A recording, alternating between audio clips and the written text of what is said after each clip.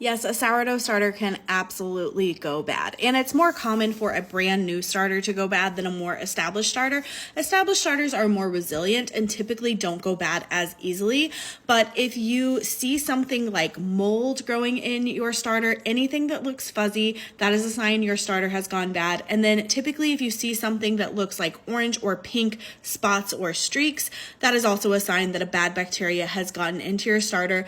And you do need to toss that and start new. Hopefully you have some backup starter in your refrigerator, like maybe a jar of discard that you could pull some from and start feeding to have active starter again. But those are the two main signs that you know your starter has gone bad. Now there are other things that might happen that might look concerning that are not actually concerning. And the main one you might see is something called hooch. This is what hooch looks like. It is a liquid that forms on your starter. Sometimes it looks like a very concerning color. Sometimes it looks black or gray or brown, and the longer your starter sits unfed, the more hooch it will form, because this is a byproduct of the fermentation. It is the alcohol creation that is happening from your yeast being hungry, and it's just a sign that your starter is hungry. In fact, it's a sign that your starter is alive. It is actively creating this hooch. So I typically pour it off. Some people will stir it back in. If you want a very sour starter, it actually will add some more sour flavor to your starter.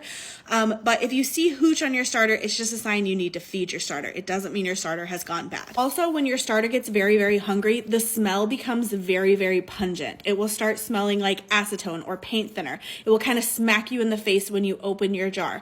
Again, it's a byproduct of the fermentation. It is telling you it is hungry. I have had people tell me in the past that they threw their starter out because it smelled fermented.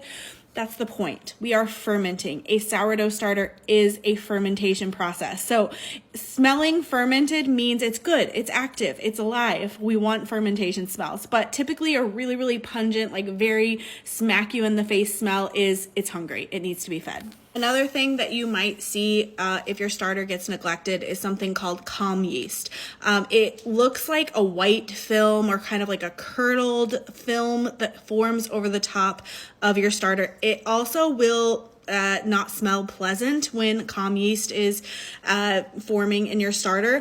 It's because your starter is being neglected, and the yeast that you really want to leaven your bread can't really thrive in that environment, and it's allowing this other yeast to take over. It is a very normal part of the fermentation process. It does not mean your sourdough starter is bad. You can absolutely come back from having calm yeast in your starter.